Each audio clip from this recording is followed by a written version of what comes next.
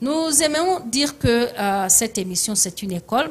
Donc, prenez vos carnets et vos stylos pour que vous puissiez écrire. Je suis sûre qu'à la fin de cette émission, si on vous demande qu'est-ce que la zone de libre-échange continentale africaine, je suis sûre que vous allez pouvoir y répondre aisément.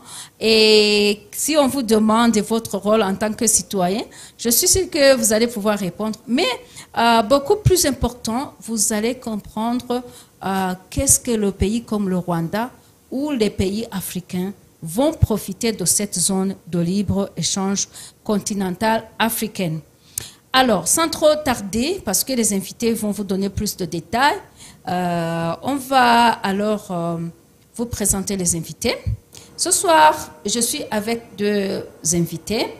Le premier, c'est Alfred Camus Jassan. C'est Jasna. Jasna. Oui, oui. Merci beaucoup. Parfois, les prononciations ne sont pas vraiment de notre côté, surtout les noms africains. Oui, oui, c'est africain. Oui, donc. Jasna. Oui.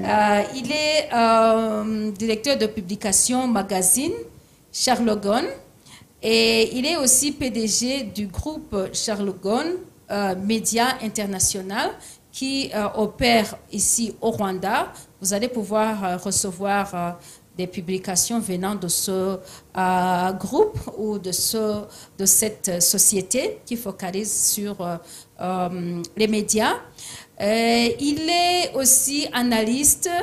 On l'invite souvent pour faire des analyses au niveau de l'économie. Spécialement, il a écrit des articles où il a fait des analyses sur la zone de libre-échange continentale africaine. Bienvenue, monsieur Camus.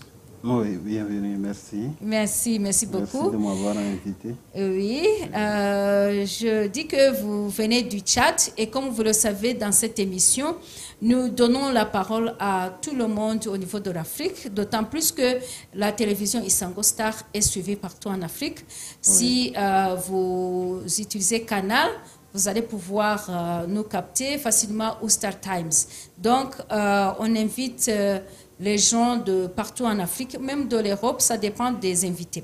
Alors, bienvenue, comme je l'ai dit. Merci encore d'être invité. Et soyez à l'aise, vous êtes à la maison. Merci beaucoup. Nous avons aussi monsieur Anastase Munyameta, qui est consultant, enseignant à l'université. Il est aussi chercheur. Il est le directeur de Bridge Center Limited. C'est une société qui fait la promotion du business, la recherche et le développement des affaires. Bienvenue, monsieur Anastase. Merci beaucoup. C'est un honneur de vous avoir parmi nous.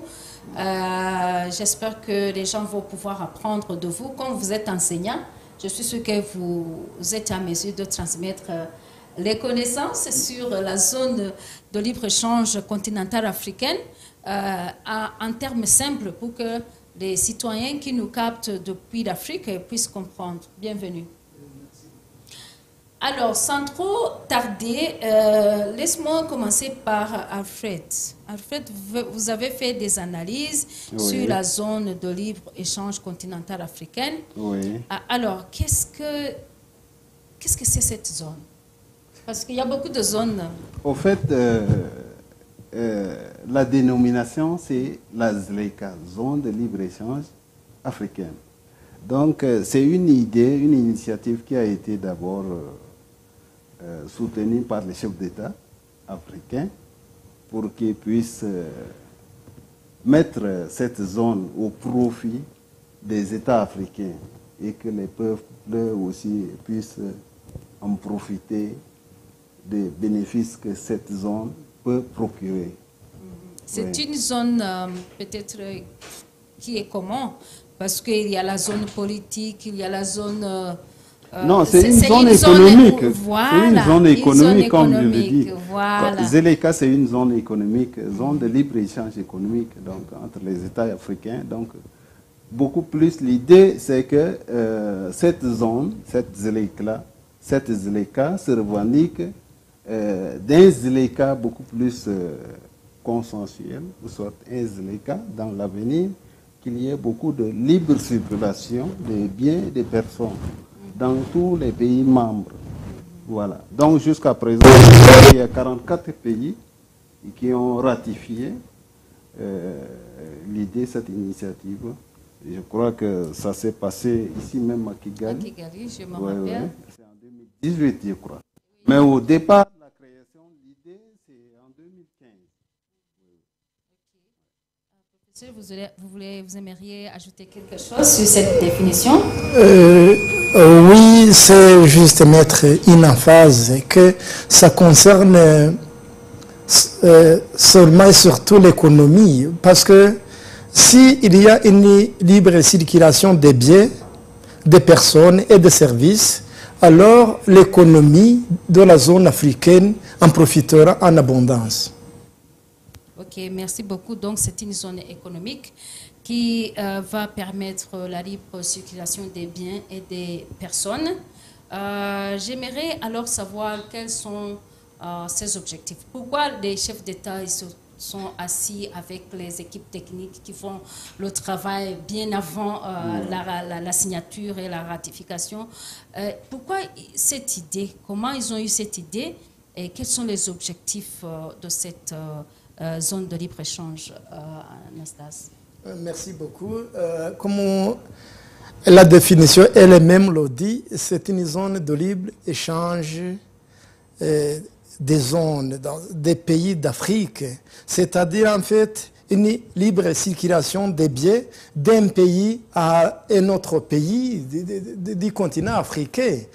Alors, comme un pays peut produire des biens ou des services que notre pays n'a pas, ou bien que notre pays produit, mais à des coûts plus élevés, alors ce pays qui produit sur des coûts compétitifs peut aller vendre ses produits dans ce pays. Alors, les acheteurs ou les derniers consommateurs de ces produits vont profiter parce que si la concurrence est élargie, alors les prix de ces biens vont diminuer et baisser. Si les prix sont diminués, alors, c'est-à-dire que les acheteurs ils vont dépenser et rester avec d'autres fonds ou d'autres sous qui vont leur permettre d'acheter d'autres biens.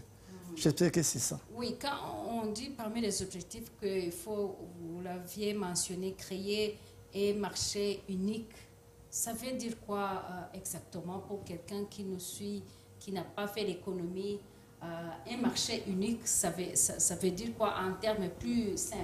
Bon, je vais répondre à cette question. Je crois qu'un marché unique, c'est créer avec l'accord de tous les États membres, mettre sur pied des réglementations de cette circulation des biens, ou soit que ce soit des personnes, les Africains peuvent circuler à l'intérieur de leur continent librement, sans toutefois se gêner. Et également aussi, ils peuvent aussi aller investir. N'oublions pas le domaine de l'investissement, c'est très important. Et c'est ce point-là que les chefs d'État veulent beaucoup plus mettre le point dessus. C'est-à-dire qu'un Africain peut quitter, aller vers un autre pays, investir et circuler. Et aussi, les chefs d'État ont encouragé beaucoup des États membres qui ont signé, qui ont ratifié ce protocole de Zeleka. Beaucoup ont déjà commencé à donner des exemples. Donc, ils ont commencé à prendre des décisions. La libre circulation, telle que le Rwanda. Maintenant, beaucoup des Africains y entrent ici sans visa. Donc ça, ce sont des étapes. Et beaucoup de pays tels que le Kenya aussi, a pris aussi la même initiative. Et aussi, il y a aussi l'autre pays, je crois que le Ghana aussi. Le Ghana, actuellement, c'est le Ghana qui est le pays qui va résider le siège commercial de Zeleka, je crois. Voilà. Ok. Et quand on dit que parmi les objectifs, il y a aussi la façon de créer une union douanière continentale, Oui. cela veut dire quoi en termes simples? Union douanière? Oui, l'union douanière, c'est pour permettre de réguler les taxes. Parce qu'il y a beaucoup d'investisseurs qui ont beaucoup plus peur des taxes. Donc, il va falloir réguler les taxes. Donc, la régulation des taxes doit être au même niveau dans tous les États membres des ZLECA. Donc, c'est à ce niveau-là que, lors du dernière rencontre ici même à Kigali, c'était en mars 2023 de cette année. Donc, il y a eu un fonds, il a été créé un fonds de soutien de ces idées, de faire de telle en sorte que tous les pays membres et qui ont des initiatives peuvent bénéficier de ce fonds. Et je crois que c'est un accord tripartite entre le gouvernement rwandais et la Banque africaine d'import et export, Afreximbank, et également le bureau de ZLECA. Donc, cet accord avait prévu un fonds d'investissement qui montait à 10 milliards de dollars. Donc, c'était 10 milliards de dollars et qu'au début, la banque avait déjà prévu un fonds d'1 milliard pour soutenir. Et ce fonds de soutien, c'est ce qui va permettre aux chefs d'État ou soit au gouvernement africain de réguler leurs taxes et ramener leurs taxes pour pouvoir encourager les investisseurs à investir davantage. Et plus les investisseurs investissent davantage, plus il y aura la création d'emplois. Plus il y a création d'emplois, plus le peuple va en profiter. Oui, des retombées positives de ZLECA. Oui, merci. Vous voulez ajouter quelque chose? Oui, c'est juste pour que je puisse mettre une emphase sur ce qu'il vient de dire. Lorsque nous savons très bien qu'en économie, lorsque les impôts sont au niveau raisonnable, ça va attirer les investisseurs. Comme il vient de le dire, si les investisseurs affluent dans un pays, il faut créer l'emploi, comme il le dit, et aussi payer les impôts dans ce pays. À travers ces impôts qui ont été payés par ces investisseurs, il y aura une redistribution des revenus. Exactement. Au point que même ceux qui avaient un revenu très bas vont en profiter. Oui, mais mon inquiétude réside sur les expériences au niveau des intégrations régionales. Oui. Par exemple, si vous prenez les pays de l'East African Community, ou de la CEDEAO, ou de SADC et d'autres intégrations régionales, oui. Si vous analysez très bien, vous voyez qu'ils n'ont pas pu réguler les taxes au niveau de ces petites intégrations régionales. Alors, comment rassurez-vous les gens qui nous suivent que maintenant ça va se faire au niveau de l'Afrique? Parce que si vous faites de la littérature au niveau des intégrations régionales, que ce soit de la East African Community, que ce soit de la CEDEAO, SADC, vous voyez qu'il y a toujours cette régulation ou cette, comment dirais-je, c'est pas encore harmonisé au niveau des intégrations régionales. Alors, comment être sûr que ça va être fait au niveau de l'Afrique? Bon, c'est ce que j'avais souligné il y a quelques instants. Vous savez, chaque État a sa politique. Et pour pouvoir réguler les taxes, c'est-à-dire pour que chaque État puisse appliquer les principes de ZLECA, il faut un accompagnement. ZLECA doit accompagner les États. C'est dans ce but que ZLECA avait mis un fonds d'investissement pour ça. Mais il y a des conditions pour avoir accès à ces fonds. Il faut remplir les critères que va fixer maintenant ZLECA. Mais chaque État qui va respecter les conditions, il va bénéficier maintenant de ce fonds d'investissement dont Afreximbank avait déjà promis 1 milliard de dollars pour pouvoir accompagner Zleika dans le cadre de soutenir les chefs d'État ou soit les gouvernements qui initient des projets pour pouvoir maintenant faire face à des déficits de revenus économiques dans leur pays et également pour faire face à des diminutions de taxes. Parce que quand un État diminue les taxes dans un pays, quelque part l'État perd. Mais il faut encourager. Et l'État, quand il y a un fonds d'encouragement ou soit d'investissement ou de soutien que Zleika apporte selon les critères dont l'État même en question respecte, alors l'État, grâce à ces fonds, l'État va maintenant investir dans d'autres domaines. Et cela va permettre beaucoup plus au peuple et aux populations de profiter des bons retombées des actions de Zleika. Ce fonds va permettre à la plupart des pays d'adhérer aux conditions ou d'adhérer aux objectifs. Ça va motiver, les États qui n'ont pas encore rejoint la zone économique de libre-échange africaine de rejoindre. Parce que cela va les encourager, ça va les pousser à...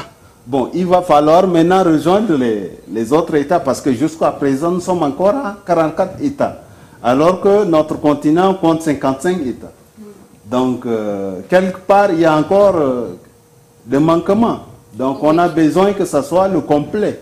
Est-ce que... Oui, merci beaucoup, Alfred. Est-ce que ce fonds suffit pour que les pays puissent adhérer, monsieur Athanas, et acceptent de diminuer les taxes? Est-ce que ce fonds suffit? Ou bien il y a d'autres facteurs ou d'autres conditions ou d'autres préliminaires pour que les pays puissent adhérer librement ou puissent se sentir concernés par cette zone de libre-échange? Merci. Je pense qu'en plus de ce fonds qui a été mis en place, il faut aussi qu'il y ait une volonté des dirigeants africains qui ont ratifié ces conventions. S'ils s'impliquent davantage dans la mise en application de cette zone et que ce fonds est en place, j'espère que cette zone pourra voir jour dans le continent africain. Et le problème dont j'ai cité concernant les difficultés que nous sommes en train d'observer au niveau des intégrations régionales, est-ce que ça ne va pas bloquer? Par exemple, l'influence politique. Vous voyez parfois quand, par exemple, s'il y a un des pays de la CEDEAO qui n'est pas en bonne relation avec un autre, ou de la East African Community, vous voyez que ça bloque ou ça freine la vitesse au niveau de l'exécution des accords. Alors, quelle assurance donneriez-vous aux gens qui nous suivent?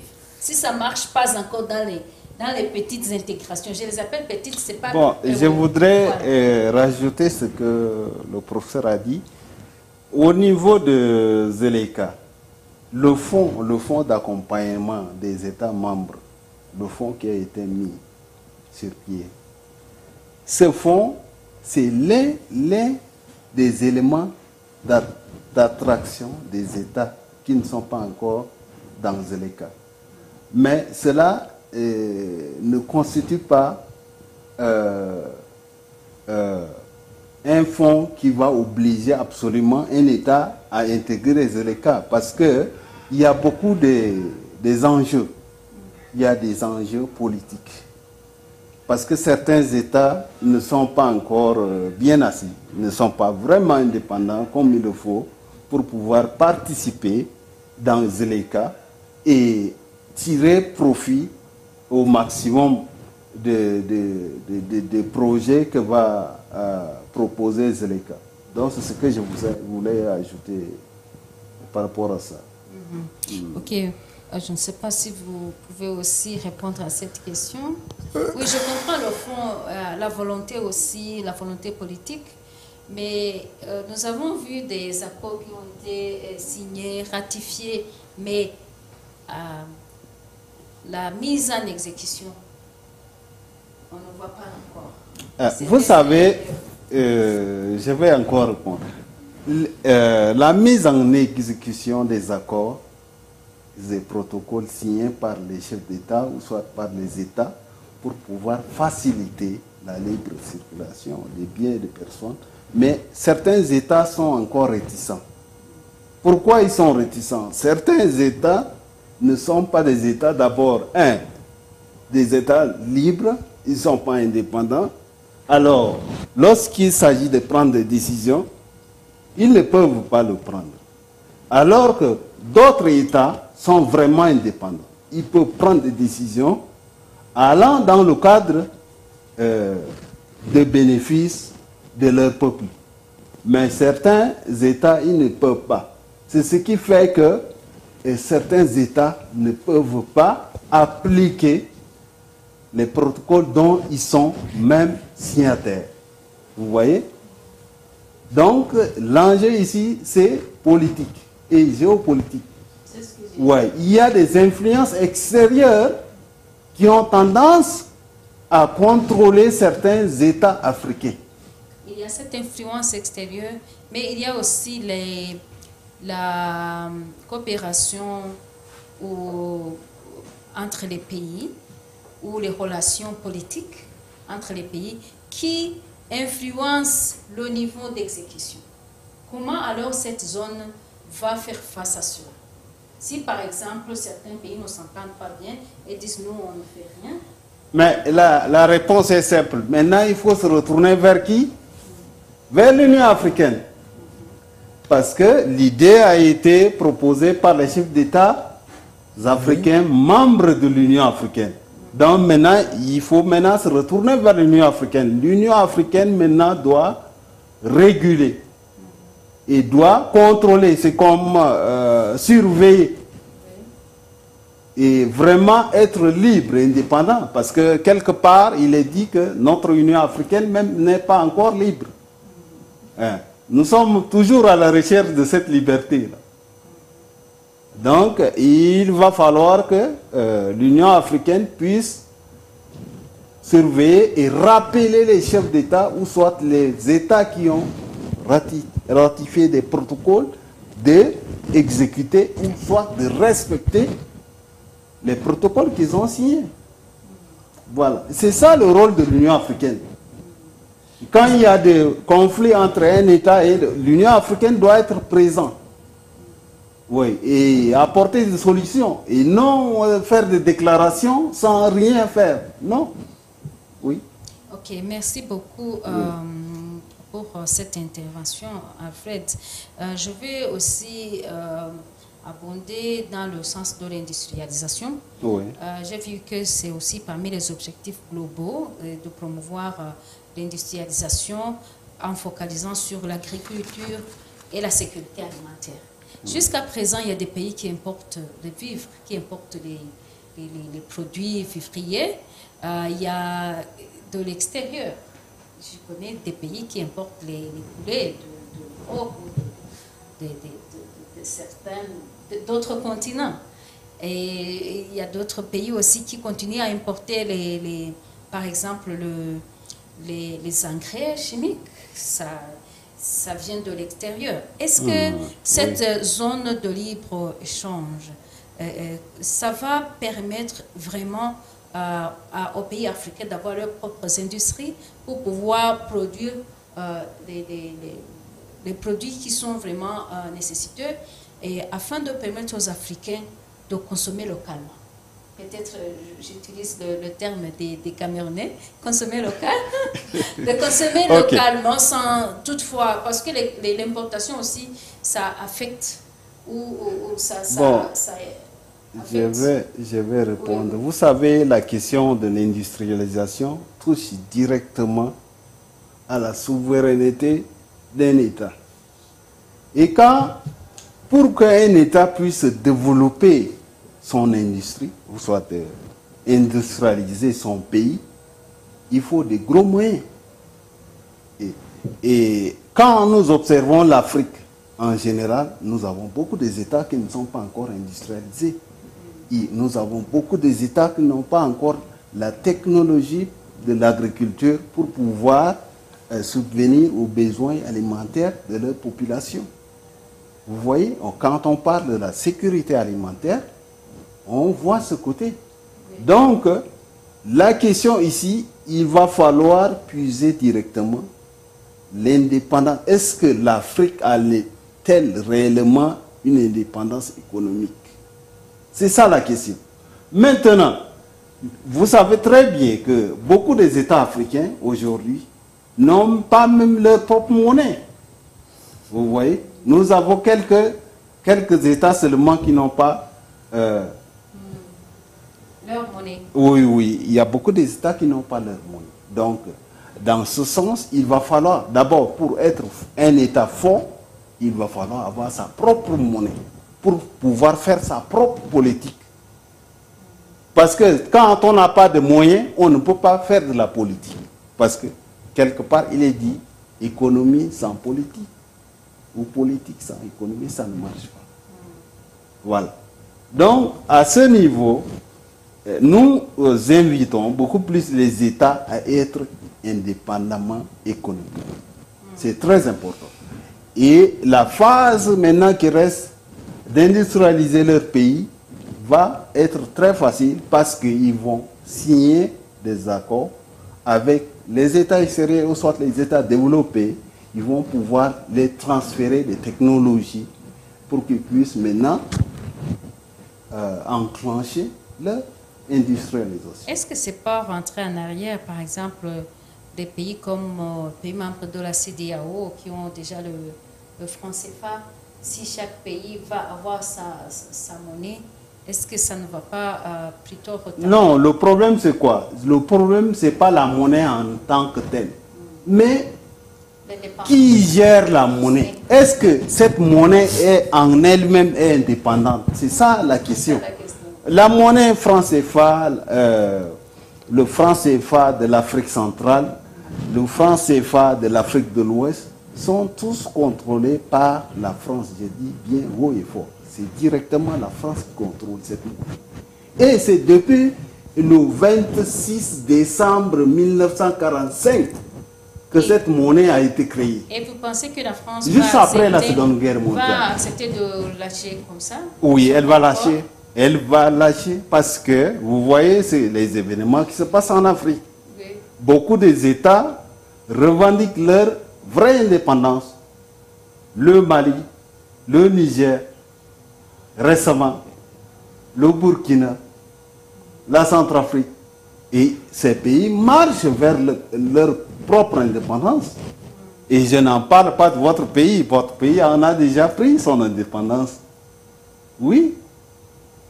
Donc, vous encouragez, vous espérez que les pays seront financièrement indépendants, mais je doute. Hein? Parce que pour moi, pour qu'un État puisse avoir les moyens pour mener sa politique, il faut contrôler sa monnaie.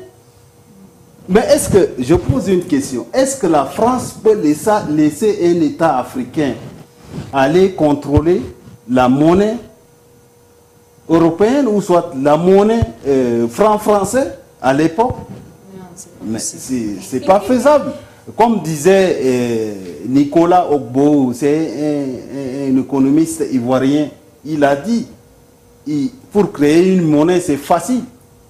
Il faut avoir de l'audace, de l'engagement et de la détermination. C'est fini. Okay, merci beaucoup, Alfred. Juste un ajout. Oui. Nous venons de voir que pour que cette zone de libre-échange soit établie, il faut que les dirigeants africains qui travaillent pour le peuple qui les a élus et pour ce peuple, ils doivent être totalement indépendants. L'indépendance totale doit être acquise à n'importe quel prix pour que ces pays puissent prendre des décisions qui leur conviennent. Autrement, cette zone ne pourrait pas être atteinte. Vous savez que la plupart des pays sont encore dépendants financièrement des aides. Alors, comment vous pouvez parler de l'indépendance si vous vivez parce qu'on vous a donné les dons? Si on coupe les dons, certains vont même mourir. Comment allons parler de l'indépendance économique, Monsieur Anastase? Merci. Pour le cas de notre pays, le Rwanda, il y a ce qu'on appelle Kwigira, l'autsuffisance. Alors, il ne faut pas toujours attendre de l'extérieur, il faut plutôt lutter à l'intérieur pour se créer des opportunités qui peuvent vous aider à avancer. Alors, les pays africains doivent profiter des opportunités que nous avons, entre autres la terre fertile, les matières premières et aussi la population qui est nombreuse, oui, c'est une source. Oui, pour profiter de ces opportunités et créer sa propre économie qui est fructive. Ok, peut-être que je suis pessimiste, mais je n'ai pas à être optimiste. Je vais voir quand ça va se réaliser. Non, ça se réalise, ça se voit. Mais je me dis qu'il y a toujours beaucoup de travail à faire mais par toujours, rapport à oui. ça. C'est pas facile. Ils ont parlé du cadre institutionnel de mise en œuvre. Est-ce que ce cadre est déjà là? Mise en œuvre de la ZELCA. Est-ce que ce cadre est déjà là? Tout le monde sait ce qu'il doit faire. Vous savez, quand on appelle ça, quand le cadre légal est là, je pense que ça facilite et la gestion des ressources, mais aussi la gestion des différends. Parce que ça peut aussi arriver. Je ne sais pas alors jusqu'à là s'ils ont déjà créé ce cadre ou si c'est un processus. Non, c'est pas encore finalisé, mais déjà c'est un processus. Et déjà, le cadre est déjà en processus d'exécution parce qu'il y a eu déjà des fonds déjà pour encourager les États membres. Donc, c'est déjà un départ. Donc, on ne peut qu'encourager cela. Merci beaucoup. Bon départ déjà. Alors, en parlant des principes, pourquoi, professeur, il y a des principes que la ZK doit, la zone de libre-échange continentale africaine doit s'appuyer sur? En quoi ces principes sont vraiment importants? Nous encourageons aussi les gens qui nous suivent à bien vouloir utiliser le téléphone. S'il vous plaît, il faut mettre le téléphone de WhatsApp et le téléphone où les gens peuvent appeler pour qu'ils puissent aussi participer à cette émission. Est-ce qu'ils sont sûrs que cette zone ils vont profiter de cette zone de libre-échange économique? Est-ce qu'ils ont des attentes par rapport à cela? Et est-ce qu'ils ont aussi des suggestions? Nous avons parlé de la mise en exécution. Est-ce qu'ils comprennent même leur rôle en tant que citoyens? Donc, quels sont les principes qui vont guider cette zone de libre-échange continental africain? Merci beaucoup. Il y a pas mal de principes, mais je vais prendre le principe de transparence et diffusion de l'information. La transparence. Et mon collègue disait que pour que l'Afrique avance ou se développe, il faut que les conflits interétatiques soient résolus de façon impartiale. L'Union africaine devrait être impartiale dans le règlement des conflits entre les États. Et aussi, il ne faut pas attendre que les conflits surgissent afin de les résoudre. Il faut plutôt pallier à ces conflits avant qu'ils ne naissent. Prévention. Oui, il faut prévenir. Alors, s'il y a une transparence et la diffusion de l'information, alors j'espère que ce qui est fait, si il est fait dans la transparence, comme par exemple les pays qui ont déjà ratifié, s'ils mettent en application les principes généraux qui guident cette zone, Et j'espère que les autres pays aussi, en collaboration avec l'Union africaine, pourront enjamber dans la même voie. Ok, merci beaucoup. Vous avez parlé de la diffusion de l'information. Pourquoi c'est important? Vous êtes dans les médias. Et pourquoi c'est important? Est-ce que les Africains comprennent vraiment ce qu'ils vont bénéficier? Parce que pour que les gens puissent adhérer à un mouvement ou adhérer à quelque chose, il faut qu'ils comprennent les avantages. Oui. S'il y a une nouvelle école qui va ouvrir, pour que les parents puissent y amener les enfants, donc, ils doivent comprendre qu'est-ce que cette école apporte de nouveau pour nous, en tant que parents, et pour nos enfants. Oui. Voilà. Donc, dans le domaine de la communication, d'abord, les Africains attendent et les Africains veulent comprendre à quoi ça va servir le ZLECA. Cette zone de libre-échange économique, là, ça va les servir à quoi? Ils veulent comprendre. Il faut qu'il y ait beaucoup de communication autour de ZLECA. Mais apparemment, je vois qu'il n'y a pas assez de communication autour de cette zone. Qu'est-ce qui empêche les pays à communiquer par rapport à ça? Même ceux qui ont ratifié. Même ceux qui ont ratifié, c'est une question de réticence.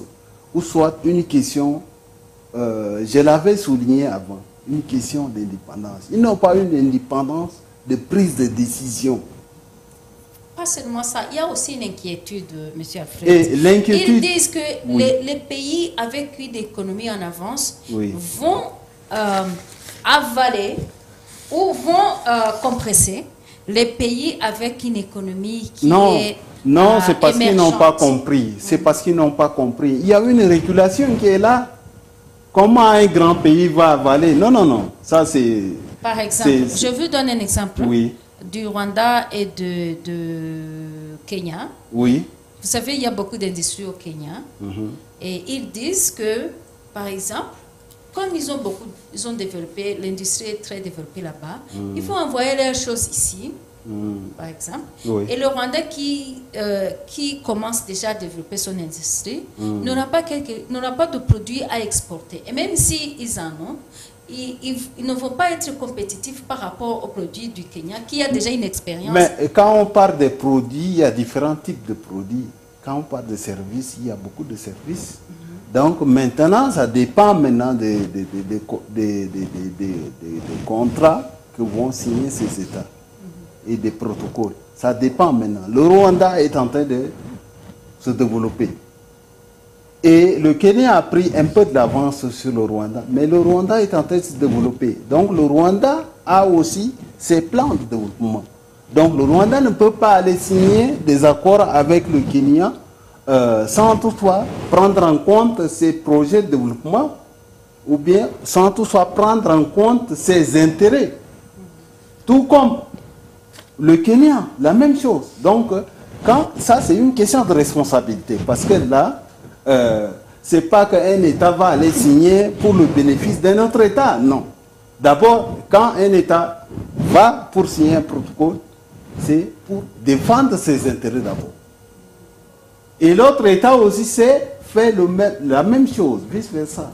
Donc, c'est en s'entendant maintenant, quand les deux États vont s'entendre, ils vont souligner leurs intérêts clairement et après ça, ils vont s'entendre en se basant sur les principes de ZLECA qui régulent maintenant tous ces pays membres de la ZLECA. Donc les pays avec l'économie émergente ne doivent pas avoir peur. Ne doivent pas s'inquiéter. L'essentiel, qu'il y ait une bonne gestion dans ces pays-là, qu'il y ait une indépendance politique et économique, comme je le dis, parce qu'on ne peut pas aller dans ZLECA ou soit devenir membre de ZLECA et ne pas contrôler son économie. Comment, je donne un exemple. Comment ça se fait-il qu'aujourd'hui, il y a 14 États africains qui ne contrôlent pas leur monnaie et ces 14 États africains francophones, s'ils entrent dans ZLECA, comment ils vont s'en sortir? Plus ils ne contrôlent pas leur monnaie, plus ils n'auront pas de monnaie pour aller signer des partenariats et industrialiser leur pays. Comment ils vont se développer? C'est pour cela que depuis 1960 jusqu'à aujourd'hui, beaucoup des États réclament l'indépendance. Oui. Et quelque peu se sont tirés dans ce piège. Ok, merci Vous beaucoup. voyez? Oui, merci beaucoup. Je voudrais ajouter que... Avant d'ajouter quelque chose, je rappelle aux gens qui nous suivent qu'ils peuvent nous appeler sur le numéro sur votre écran ou envoyer un message WhatsApp si vous voulez faire un commentaire par rapport à la zone de libre-échange continentale africaine, ou si vous voulez aussi poser des questions aux gens, aux invités qui sont au studio. Nous sommes en direct des studios de Isangosta, donc la ligne est ouverte. Vous pouvez toujours le faire, soit sur le WhatsApp ou vous appelez directement dans le studio. Alors, le numéro est sur votre écran. Vous alliez ajouter quelque chose? Oui, j'allais ajouter quelque chose, que ces pays qui considèrent leur économie comme inférieure ne devraient pas avoir peur parce que il y a un fonds qui a été mis en place pour compenser les pertes qu'ils pourraient subir. Ça, c'est un. Deux, lorsque les pays qui sont en avance en industrialisation viennent avec leurs produits dans tel ou tel pays, ces opérateurs économiques qui viennent, ils vont vendre ou commercialiser leurs biens dans ce pays et payer les impôts. Les impôts, c'est une autre façon de redistribution de revenus dans ce pays même où le commerce s'opère. Alors, ces pays-là ne devraient pas avoir peur. Ok, merci beaucoup. Nous approchons la fin de notre émission, mais je ne peux pas terminer sans parler de l'économie inclusive, où on parle de genre. Et oui. Comment d'abord les pays, vous en avez parlé, vont profiter de cette zone de libre-échange, mais spécialement comment alors les citoyens vont bénéficier. Quand on parle des citoyens, je parle des hommes et des femmes, je parle des personnes avec des nécessités comme des personnes avec handicap, je parle des gens avec des besoins spécifiques ou des personnes qui éprouvent, qui ont des difficultés qu'on ne peut pas prendre, qui ont besoin d'être pris en considération ou d'être encadrés séparément parce qu'ils ont des besoins spécifiques. Alors, comment la ZK va développer cette inclusion? Bon, ici, la réponse, ce n'est pas la ZLECA qui va développer, mais les États membres de ZLECA. Justement, nous parlons des États membres. Donc, ces États membres de ZLECA, une fois qu'ils sont États membres et une fois qu'ils appliquent la politique de ZLECA, cela va les permettre de ne pas s'inquiéter des investissements que le pays va lui faire, ou soit des pertes. Parce qu'il y a des compensations, il y a des systèmes mis sur place par ZLECA pour permettre ou soit encourager ces États-là qui investissent de mieux contrôler leurs investissements ou soit mieux contrôler leur économie, les entrées. Donc maintenant, les entrées, c'est les investisseurs qui viennent dans le pays. Donc, ZLECA a une politique de réduction de taxes. Cela encourage, j'avais dit, souligné bien avant, cela encourage beaucoup plus les investisseurs de venir investir dans le pays. Et cela créera de l'emploi pour que le bas peuple, soit les populations, ou soit les chômeurs, puissent avoir accès à l'emploi. Et cela, on sait très bien que quand un chômeur gagne de l'emploi, derrière lui, il y a des familles. C'est ainsi que les gens vont profiter. Voilà. Ou la libre circulation des personnes. Oui, la libre circulation des personnes et des biens, oui, c'est très important. Oui, vous avez parlé des biens, mais est-ce que les gens seront libres à aller chercher de l'emploi là où il y a l'emploi?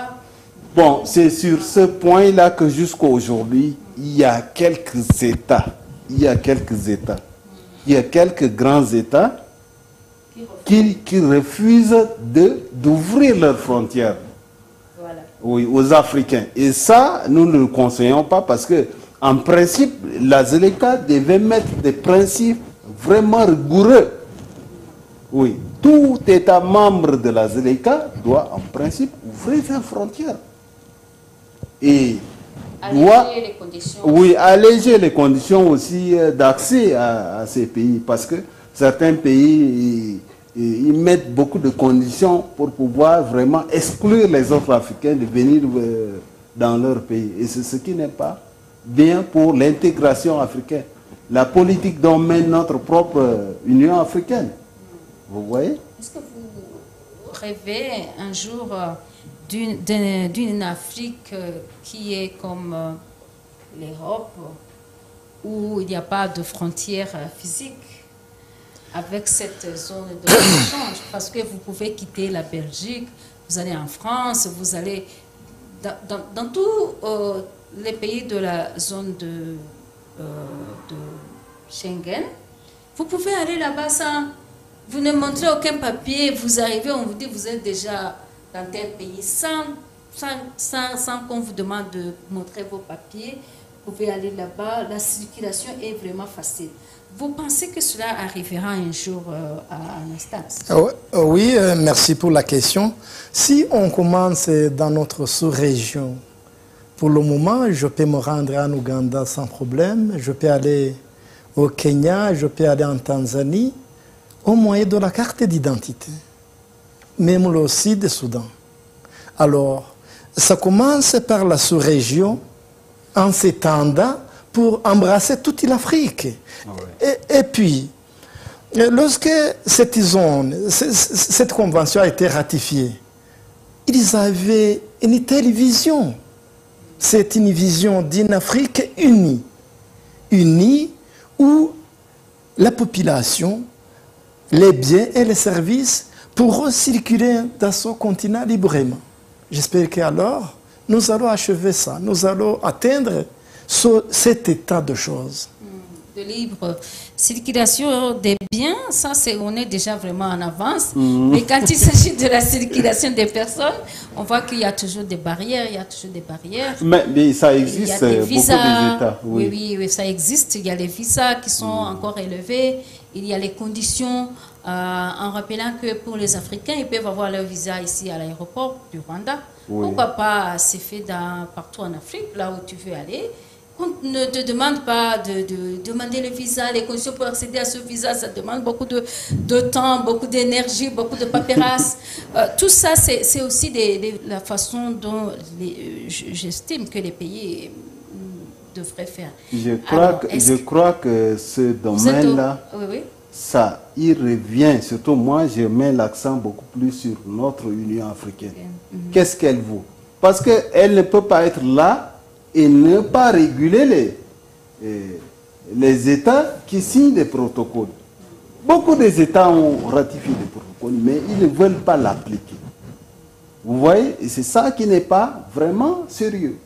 Et il revient parce que quelque part, derrière ZLECA, c'est une manière, la création de ZLECA, il y a aussi l'intention de nos chefs d'État de récupérer leur indépendance économique. Parce que l'économie, qui détient l'économie, détient la politique.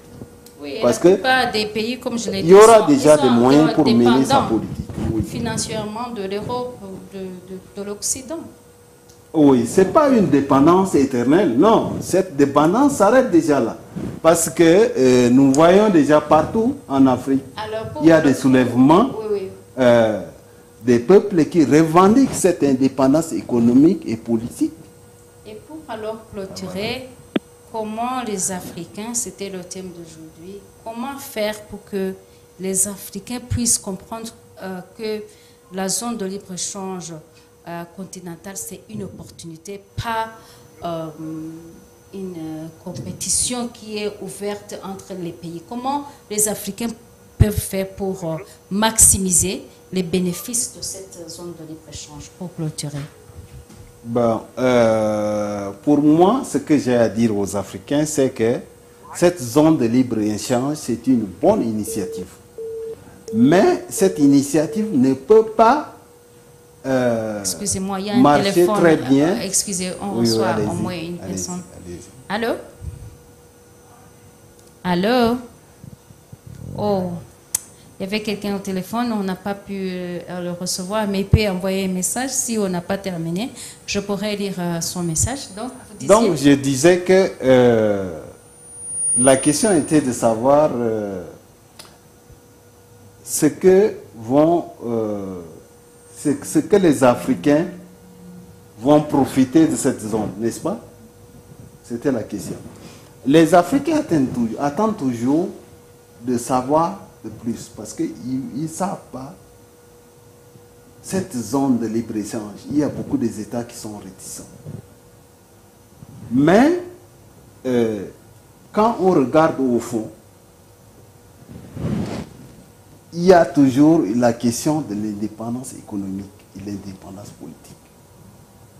Tant qu'on ne touche pas ce point, ça sera difficile. Alors, comment le toucher? Et le citoyen lambda ne peut pas comprendre. Parce que vous voyez les réseaux sociaux maintenant,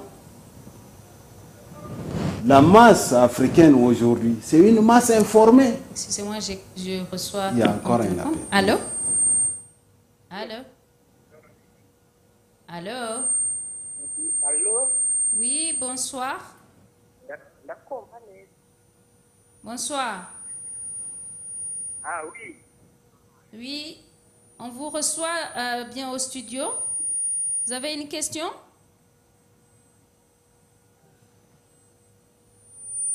Allô? Oh, il part. Alors, vous disiez que Donc, je vais clôturer. l'indépendance Ou l'indépendance économique, politique en dépend. en dépend. Pour industrialiser notre Afrique, pour faire l'intégration, pour créer des emplois, la libre circulation des biens, des personnes et des services, pour appliquer cela.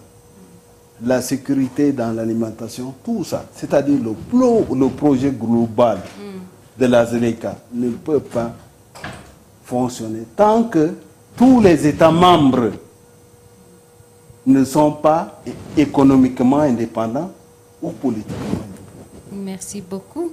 Alors, il y a quelqu'un qui a envoyé un message. Il a dit bonsoir Issangosta, comment l'Afrique peut enlever les visas? Est-ce que les visas, c'est vraiment une barrière pour la libre circulation des personnes? Oui, parce que les visas, lorsqu'on dit visa, ça prend du temps et c'est un coût aussi. Il y a un coût lié au visa. Alors, ça peut être une barrière qui peut empêcher une libre circulation pour certains passagers qui veulent se rendre dans tel ou tel pays. Alors, les dirigeants africains devraient s'imprégner des idéaux de la création de cette zone et prendre des mesures adéquates pour favoriser la mise en place de ces idéaux ou bien la mise en place de cette zone. Entre autres, l'abolition justement de ces visas, des coûts de visas et des visas aussi, pour que la population puisse circuler librement. Alors, pour terminer, est-ce que... J'aimerais répondre à la question. C'est des visas? Oui. Parce que je voudrais expliquer. Parce que, un peu de minutes. oui, oui. Pour enlever le visa, d'abord, il faut retourner au projet de l'Union africaine, le projet de passeport de l'Union africaine. Parce que jusqu'à aujourd'hui, l'Union africaine imprime des passeports diplomatiques que pour les diplomates africains, mais pas pour les citoyens africains. Donc, pour permettre cette libre circulation des personnes d'un pays à un autre sans visa, il va falloir maintenant donner l'accès aux Africains de posséder ce passeport africain de l'Union africaine. Et cela va mettre fin au système de visa pour accéder à un pays.